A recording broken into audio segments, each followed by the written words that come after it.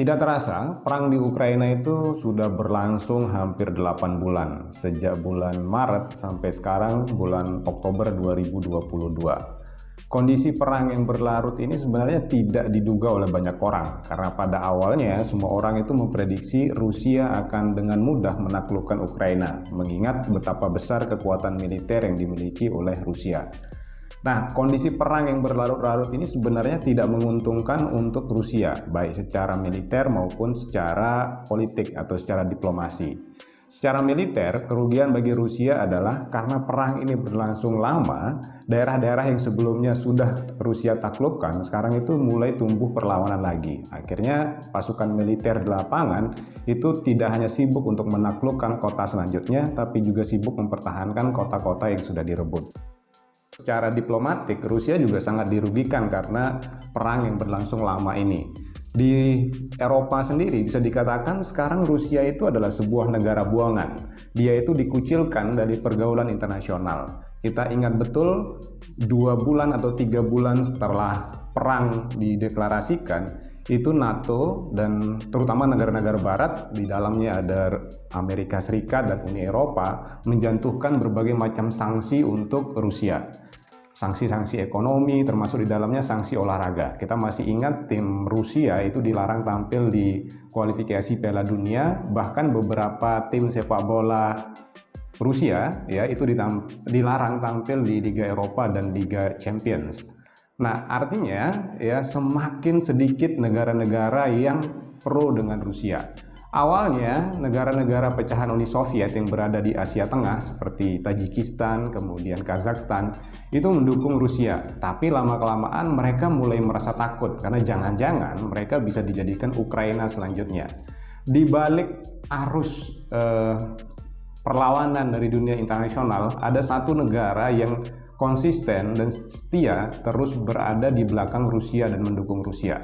Siapa negara tersebut? Negara tersebut adalah Republik Islam Iran. Dan itulah yang akan kita bahas hari ini, bagaimana sebenarnya hubungan baik antara Rusia dan Iran ini terbangun, kapan dimulainya, dan apa faktor yang memperkuat ya kerjasama di antara kedua ini. Bahkan sampai Iran rela mendukung Rusia di tengah negara-negara lain di dunia ini sibuk mengutuk perang yang dilakukan oleh Rusia. Kalau kita ingin mengetahui bagaimana sejarah hubungan baik antara Rusia dan Iran, kita perlu balik ke belakang. Sejarah hubungan baik antara Republik Islam Iran dengan Rusia itu sebenarnya mulai terjadi tahun 1979 ketika Ayatollah Khomeini memimpin revolusi Islam, menggulingkan rezim Reza Shah Pahlavi dan naik sebagai pemimpin tertinggi Republik Islam Iran. Pada waktu itu seperti yang kita tahu, rezim Reza Shah Pahlavi ini kan dukungan atau didukung atau di backup oleh Amerika Serikat. Nah, waktu itu kan sedang terjadi perang dingin antara Uni Soviet dengan Amerika. Sebagai bentuk dukungan mereka terhadap gerakan anti-Amerika, Uni Soviet akhirnya menjadi negara pertama yang mengakui pemerintahan Ayatollah Khomeini dan sekaligus sebagai negara pertama yang mengakui Republik Islam Iran. Meskipun sebenarnya secara ideologi kedua negara ini, yakni Uni Soviet pada waktu itu dan Republik Islam Iran ini sangat bertentangan. Republik Islam Iran sebagaimana yang kita ketahui berdasarkan Islam ideologinya, sementara kalau Uni Soviet adalah sebuah negara komunis. Dan Ayatollah Khomeini sebenarnya sebagai pemimpin tertinggi Republik Islam Iran itu secara terbuka pernah mengatakan bahwa komunisme itu tidak akan pernah kompatibel atau sesuai dengan nilai-nilai Islam. Nah, tapi kenapa kemudian ya di tengah tumpang tindih ideologi antara kedua negara ini, tapi hubungan mereka sangat baik. Ada dua hal yang mengikat hubungan baik di antara kedua ini di luar ideologi. Pertama, dan ini yang paling penting adalah mereka sama-sama antipati atau sederhananya sama-sama membenci Amerika Serikat.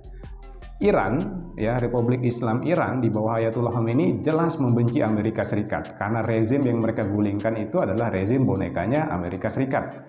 Sementara kalau Uni Soviet jelas kenapa dia membenci Amerika, karena ini adalah musuh bebuyutan mereka di dalam perang dingin. Kemudian kedua, karena kebencian mereka terhadap Amerika Serikat dan dunia barat pada umumnya, Kedua negara ini sama-sama dikenai berbagai macam sanksi. Uni Soviet itu dikenai berbagai macam sanksi oleh negara-negara barat di bawah pimpinan Amerika dan Uni Eropa, begitu juga Iran. Artinya dengan kondisi seperti ini ya, hubungan baik di antara kedua ini sangat mungkin terjalin karena secara ekonomi hanya mereka berdua yang bisa saling bergantung.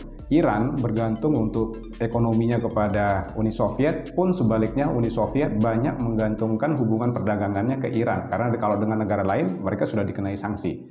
Nah, hubungan baik antara Republik Islam Iran dan Uni Soviet ini berlangsung lama, terus dipertahankan sampai Uni Soviet ini pecah dan kemudian menjadi Federasi Rusia yang kita kenal sekarang.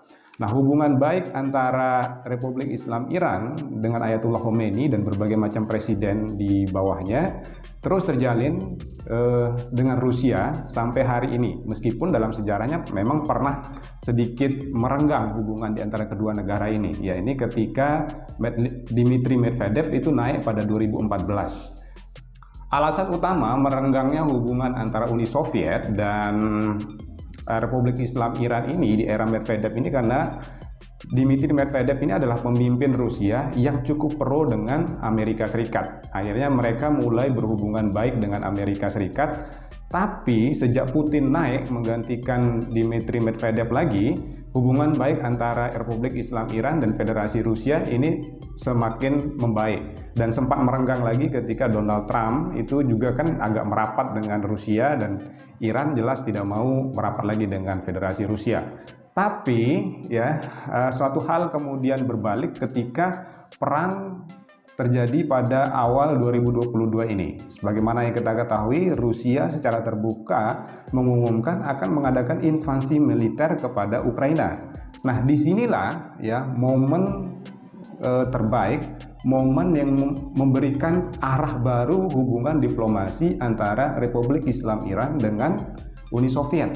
Kenapa? Karena untuk mendukung perang ini Rusia butuh dukungan dari negara-negara lain. Pada awalnya ya NATO, kemudian Amerika Serikat dan Uni Eropa jelas menolak perang atau invasi yang dilakukan oleh Rusia. Nah, Rusia membutuhkan dukungan dari negara lain nih sebagai justifikasi atas perang yang dia lakukan. Dan salah satu negara pertama yang memberikan backingan atau support adalah Republik Islam Iran. Support yang diberikan oleh Republik Islam Iran ini bukan hanya dalam bentuk kata-kata, tapi juga dengan memasok drone, ya. Dan drone produksi Iran adalah drone yang paling banyak digunakan oleh pasukan Rusia. Sampai sekarang itu Rusia sudah membeli ratusan bahkan ribuan drone dari Iran. Dan alasan yang lain adalah karena Iran sampai hari ini itu masih mengimpor gandum dari Rusia. Kenapa? Karena dia tidak bisa mengimpor dari negara lain, kan dia masih dikenai sanksi ekonomi.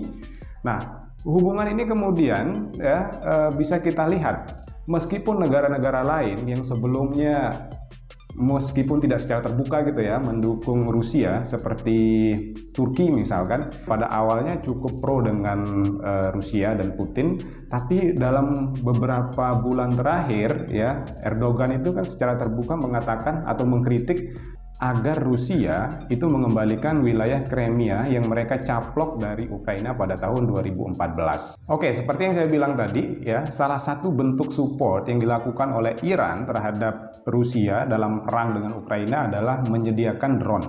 Drone yang disediakan oleh Iran untuk Rusia ini disebut sebagai Shahid drone. Nah, Shahid drone ini sebenarnya bukan drone yang istimewa-istimewa banget ya.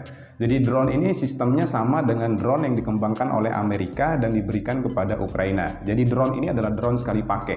Jadi dia seperti pesawat biasa, kemudian ada persenjataan di situ, kemudian diluncurkan ketika nyampe ke target yang dituju, dam, meledak, udah selesai. Meskipun seperti itu, sederhana, drone ini sangat efektif gitu ya untuk menyerang musuh dan karena sifatnya yang sekali pakai ini, kemudian drone buatan Iran ini disebut sebagai drone kamikaze gitu ya. Drone yang memang dibuat untuk misi bunuh diri, artinya sekali kirim meledak selesai. Meskipun sebenarnya secara teknologi gitu ya, drone ini tidak begitu efektif dibandingkan dengan drone-drone yang lain yang tidak sekali pakai, artinya setelah melepaskan misil kemudian bisa balik lagi ke tempat dia digunakan untuk pertama kali, tapi Rusia tetap memilih drone yang dibuat oleh Iran dengan alasan satu, drone ini sangat murah. Itu yang paling penting.